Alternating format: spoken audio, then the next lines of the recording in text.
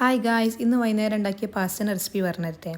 Video കാണുന്നതിന് മുന്നേ channel ഒന്ന് സബ്സ്ക്രൈബ് ചെയ്യണേ. ആദ്യം തന്നെ മക്രോണി വേവിച്ചെടുക്കുക. വേവിച്ചെടുക്കുമ്പോൾ മറക്കാതെ ഓയിൽ ഒഴിച്ച് കൊടുക്കണം കേട്ടോ, അല്ലെങ്കിൽ ഇങ്ങനെ ഒട്ടിപ്പിടിച്ചു പോകും. ഇനി ഇതിലേക്കുള്ള ഒരു വൈറ്റ് സോസ് റെഡിയാക്കണം. അതിന് വേണ്ടിയിട്ട് maida, butter, cheese, oregano, red chilli flakes, milk, പിന്നെ നിങ്ങളുടെ കയ്യിലുള്ള വെജിറ്റബിൾസ്, ഫ്രൈ ആക്കി വെച്ച ചിക്കൻ.